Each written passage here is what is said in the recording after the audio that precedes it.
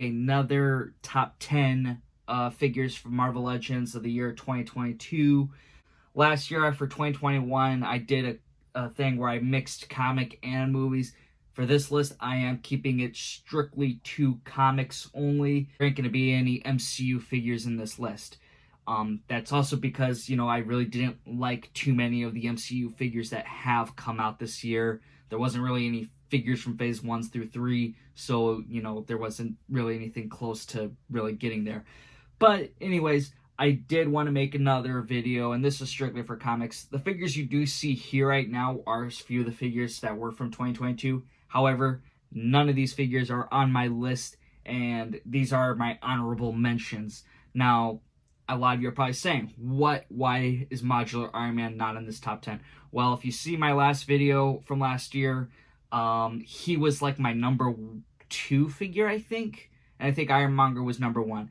But for Modular Iron Man, I just felt like it didn't seem right to throw him on the top 10 list again, considering how he was released last year. Scorpion was very close to getting on my list. However, just because he was mostly just repainted, there wasn't any updates, making him pinless. I think that was definitely needed for the legs with this figure, especially when you have his tail who pulls him back. It's kind of hard as standing. I think that was a character that just needed to get definitely pinless legs at the very least, but I would have appreciated arms to have been pinless as well. I love the tone on that figure. It just wasn't there yet. Hopefully Hasbro will get back to him again and do the same color tone but make him pinless. Probably won't happen for years to come, but I that was just my gripe and why he didn't make the list.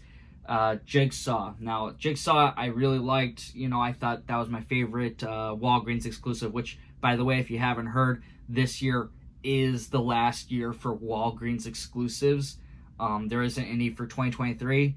Don't know if it's going to be any for 2024. Don't know why this happened. I was just thinking that, maybe Walgreens, since it's quarterly and there's 4 figures, they can do what McFarlane does and throw in a Build-A-Figure piece, make a regular sized figure. They clearly have the package space for it. They're not utilizing it. I mean, that's just me, though. I don't know why they ended it. It's kind of whatever. But I love this figure because of that head sculpt. Starting this list off at number 10 is Firelord. This is the Herald of Galactus. I think he was released as a fan channel. Now, all the other Heralds, I really liked, but this one was the one for me because I recognized Firelord more. I knew the character a bit more compared to like Morgan Nova and things like that. Another thing is, there is no Galactus in this video, so don't think that there might be a Galactus. I didn't include Sentinel in my last year's video, so I wasn't going to include Galactus this year either. I just think it's kind of unfair because obviously Galactus would be on this list. He'd probably be number 1 if he was. Same goes for Sentinel. So those figures just don't get counted for this. So Firelord is in here. This guy, I think he was great. He comes with his flaming Q-tip, his flaming hair. I wish he was pinless, but hey, I do love the paint applications done on the figure. I think they did make this figure pop, and he is just a great herald to see next to Galactus. Number 9 is the Amazing Fantasy Spider-Man. I think this figure was probably the best Spider-Man figure we did get of this year. I know there's probably a lot of people who would disagree with that, but I think everything that was intended for this figure did come out right. They had the holes for you to put the wings in, and there were some issues with the other Spider-Man figures. I think there was just a lot of drawbacks. This one, I didn't see that many drawbacks. I think that because of this whole wait for this character to come out, I think it was a really good figure, and it's such a classic one to see. I think this was the one that was done well. The other Spider-Mans, I think Hasbro made it on purpose to make them somewhat not perfect, so this way they can keep releasing those other red and blue costumes. 8 is Mojo, and not just any Mojo. This is the Mojo that was the Hasbro Pulse Con exclusive. This one had a little bit more detailing done to the figure. There was that Target exclusive one, or it wasn't even a Target exclusive, just the regular retail release. That one was missing some paint applications. And, you know, for this figure, I think this was the better one. I love this design. It kind of really just looks like Mojo got ripped out from the show. I thought I was going to be debative when this one came out between this one and the Toy Biz one because of how grimy that one looked. But when I looked at them side by side, I said, there's just no way. When I see Hasbro's version, I see Mojo. The other one is just, I see the Blade villain, you know, with the fat guy that was in the mattress and gets burned. That's who I saw when Toy Biz did theirs. So I love this Mojo. I think he was great. He's my number 8.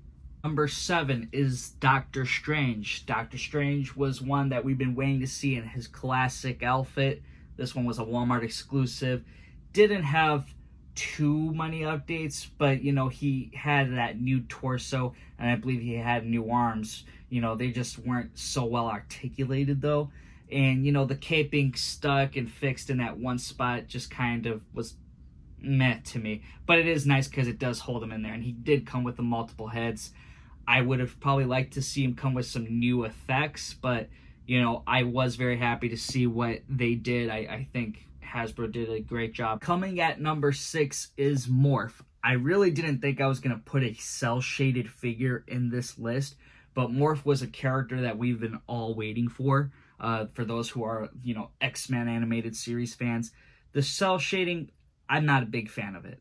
Don't really like it. However, when you have a new sculpt with the legs where, you know, these things aren't falling down, I forgot what the proper term for it is, but the fact that it's all sculpted in there was a massive improvement. I know we see that with other figures like Cyclops, but Morph was one we have been waiting for. Number 5 is Shocker.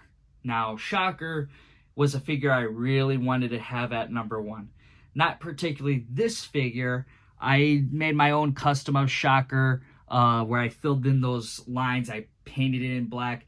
That figure I would have had number 1 because Shocker is one of my absolute favorites. I named one of my goats Shocker because that's one of my favorite characters. But, you know, with this Shocker, with, you know, missing paint in those lines, and then I know with the knees, it kind of went off color. So that figure does go down to 5. But, you know, I really, really love that Hasbro did make him pinless. They did put a lot of effort into the figure.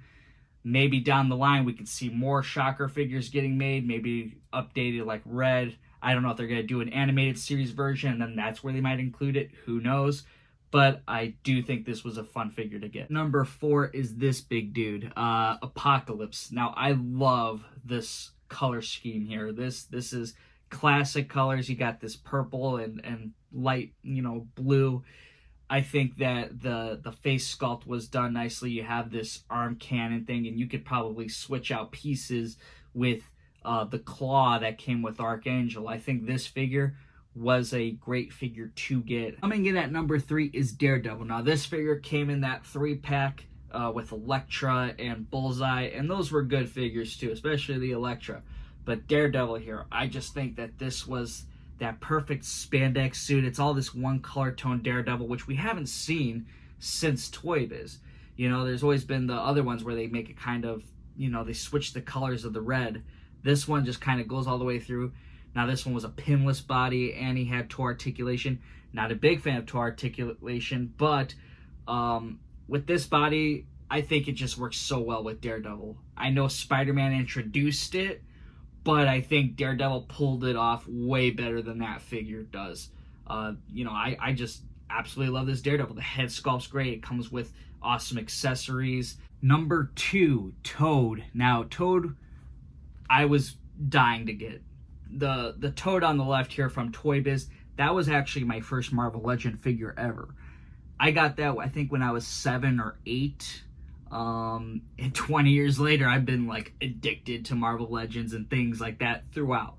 So I was kind of there since the beginning. Toad was one I've been desperately waiting for, especially when articulation was getting better and better. Obviously, Toad started off with the worst articulation you could think about, that compared with like Iron Man, Captain America, Hulk, you know, all of those guys, you know, hey, we've gotten so many updates. Toad was one we've been waiting for. I wish they made his arms pinless, but you know what? Because of that whole wait, They came up with pinless legs for him, multiple heads, great packaging. Absolutely one of my favorite figures, from 2022.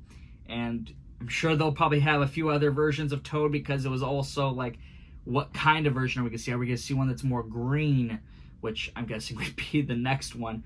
But we get the, that purple, yellow looking one, kind of brown. Definitely loved it. He came with frogs. One of the best ideas that Hasbro had for the year. Toad was a great figure to get.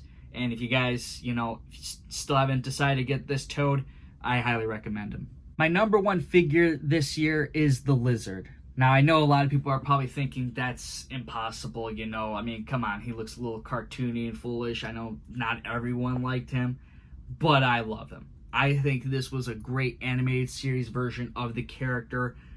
It's like Hasbro just ripped him right out from the show.